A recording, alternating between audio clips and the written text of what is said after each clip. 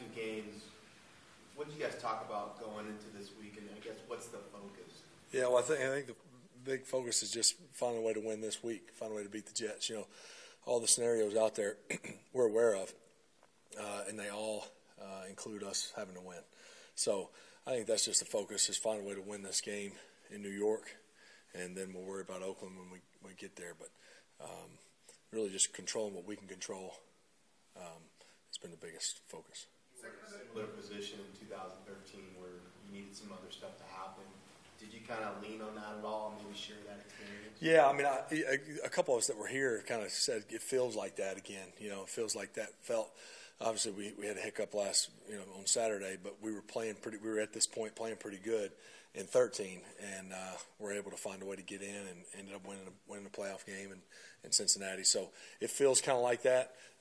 Again, obviously, we know a lot of things have to happen, but again, they all include us winning, and so that's what our big focus is not really worrying about that, letting that affect us, just control what we can control. Is that how I think you kind of mentioned, but that's how you cut through the noise of all the scenarios, right? That's the one constant.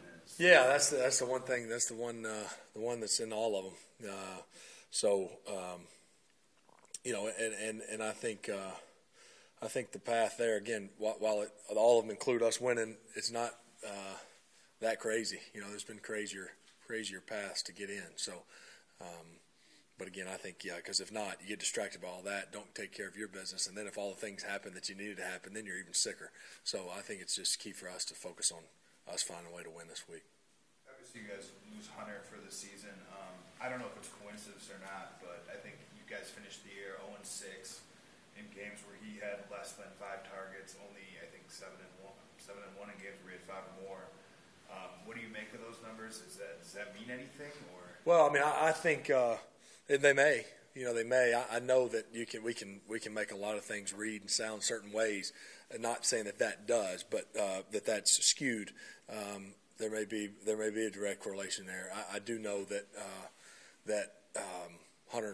Hunter's a good player for us, and we need him involved as much as possible. So, you know, that's something to look back at and go, golly, maybe that was what we were missing in some of these games. That's something you I guess you can be aware of as the year goes, but that's something you look back when you're doing the off-season stuff and going, okay, here's where we were at our best when we did this, and this. But hate to lose him.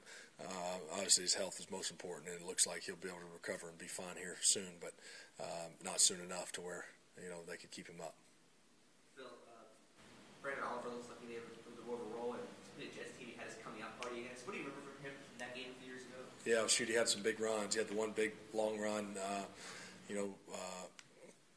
down their sideline, and he had some other big plays in that game. The touchdown, caught a touchdown pass, had some other good runs. He, I think this is kind of the you never hope anybody goes down, but Brandon's kind of really been patient, probably to where he himself has probably been hard for him. But you're going to get a guy now that's fresh, that still stayed in it. You know, the guys are real pro, so you're going to get a fresh back that doesn't have a lot of wear and tear as you get down this time of the season. May can be a real positive thing. We'll see how Eckler does, with whatever apparatus he ends up wearing. But it'll be good to have Bo. You never want to see guys go down, but then when they do, you're thankful you got a guy like Bo that's ready to go. I think they made it sound like he's going to wear a hook or something like that. Yeah, well, you never know. Get creative. Somebody. With Henry going down, you might have Antonio out there a little more. Kind of the same thing. He hasn't been used a whole lot. What does it mean to have a guy that's going to be in the Hall of Fame? Yeah, I think. I think it's one of those deals. It's strange in a sense to my first thought was, all right, come on, Gates, you're going to be out there a lot. Let's go. That's my first thought, and then it's kind of strange to have that thought because that's all he's ever done and all he's ever known. This has been kind of a different kind of year for him as far as snaps, snap volume. So he's going to feel fresher too than normally would if he'd have been playing 50 plays all year long. So when you have a guy like that, obviously you mentioned all the credentials, you just go like you normally would, like you would have if Hunter was here. He kind of feels, they kind of just go. He'll be ready to roll, I'm sure. And then obviously, Sean and Jeff and and maybe the other Sean, those two Seans and Jeff. We'll have to see how that all plays out as far as game day, but all those guys will be needed to, their snap volume will increase. Yeah, I mean, not a ton, not a ton. I mean, because obviously all the look squad stuff, he takes most of that with Kellen and Cardell. But, I think, again, Sean's another guy that stayed in it. He's been up. He was up in some games early, and he stayed in it and worked at it. So we have confidence in him if he ends up being called on. As much as you guys would have wanted to get that win in Kansas City and control your way into the playoffs, you seem to do well with your backs against the wall. Is there encouragement in that, just the way this team responds in those situations? Yeah, I really think, I really felt like our demeanor and the guys' spirits were pretty good on Monday, considering that was a tough one to swallow for all of us. But I felt like, you still have life. We've battled back from 0-4. Again, there's no consolation in those things to make that loss sound better. But, we're sitting here now with a chance to find a way to get to 9 wins and with a lot of ways to get in. Again, with all of them include us winning the next 2. So I think that in itself should give you a lot to be fired up about. And I would expect to see a team, that has that look of a team ready to bounce back in the way we play and our focus all week and in the way we show up on Sunday. Can you give us your thoughts on the Pro Bowl honor for yourself and the other 3 teammates that have gotten that? Yeah, I mean, it's always an honor. You're always thankful. Anytime, obviously the fans and the coaches and the players, I think you certainly appreciate the fans' vote, but I think for me, when the coaches and players you compete against, around the league, when they vote you in, to me it's a compliment, that your competitors feel that way about you. So it's always an honor. And then some of our teammates, some first timers, and Keenan, certainly well deserved, that he has that same, has that respect around the league and the way he fought back from that tough knee injury. He'd only played him, I don't know how many games, 9 games or something in the last 2 years, and then the season he's had, and Joey and Casey and a lot of guys. There's a lot of other guys that are alternates as well. So, you're always thankful. I think you're always thankful, and it's always an honor anytime you get selected. Do you intend to play again? It's too far out to worry about that. I hope I can't play in it for obvious reasons. I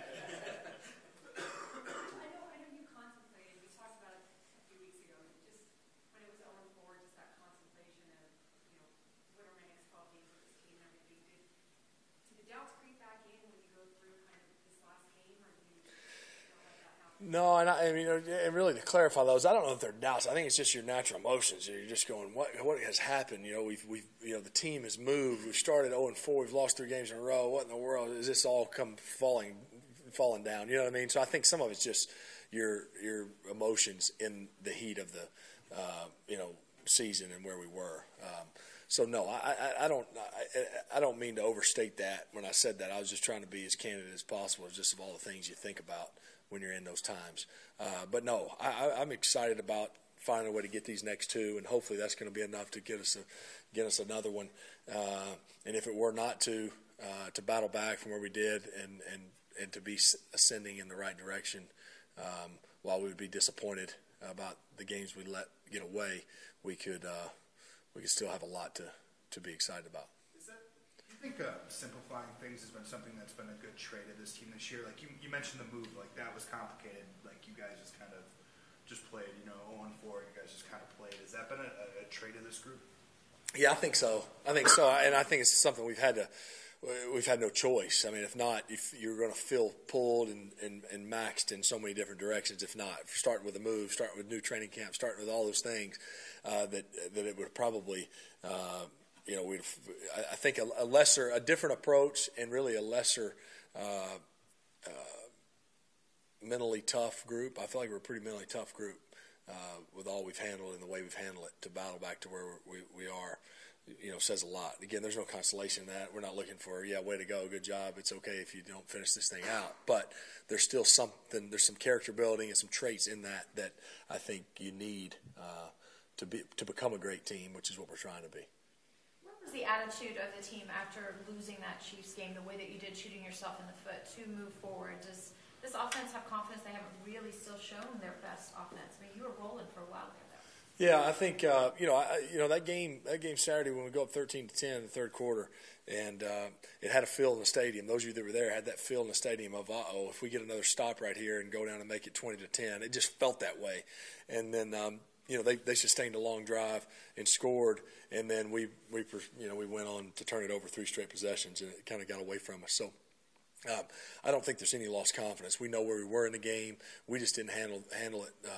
We didn't do what we have done to win those 7 of 9 and the 4 straight, and not turn the ball over and not having penalties and doing all those things. We did just the opposite in the second half, and that usually ends up being a loss, especially when you're in that environment against that team. When you guys were in San Diego, there was an emotional exhaustion with not knowing whether the team was moving or whatever. Then you move, and there's probably some exhaustion with moving too.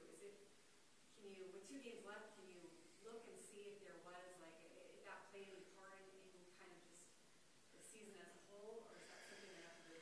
Yeah, I mean, I just think it's one of those things you're never are going to be able to truly measure. What effect it played. I don't think there's any reason to be overly naive to say it has no effect, but at the same time to say, oh yeah, I think that's probably about a 2-game effect. I mean, I don't think you can do that. But there's no doubt there was a lot to handle through the off-season training camp and the new start, getting used to a new home stadium, and then the fact that you lose 3 straight to start it off. So it was about as tough as it got from that point. But I don't know that you can say any of those things factored into why we didn't make a throw here or make a tackle there or make a catch here or make a kick there. I mean, it's like it was that because we moved. So I think it's hard. I think you got to really separate the two. I think our team's done a good job of handling all the distractions, and and this week brings in a different distraction. With Christmas coming up, we're on the road. We come off a tough loss. I mean, all those things. Who's winning here? Is Tennessee winning? What's going on with Buffalo? I mean, all those things we can't let distract us. We just have to focus on this Jets team that scored however many points and beat Kansas City and have won a heck of a lot of games this year and against tough teams. So we know what challenges ahead as we head to New York. How have you personally been able to balance through all the, like you said, distractions, moves, and things like that? Personally, be able to lead this team and keep them together, be able to focus on the plan. Yeah, I mean, I think we've all handled all that just fine. It just seems like a long time ago. It's funny. You think of clips and things. Sometimes you're installing plays of things you did in training camp or something. You're going back based on what opponent you're going to, and you go, "Gosh, that seemed like forever ago." Training camp, when it wasn't that long ago, but it seems like forever ago that we were in that transition. But again, we've handled it well, and we can't let one hiccup last week cause us to tank or do anything crazy here. We got to just take care of our business here these next 2 weeks.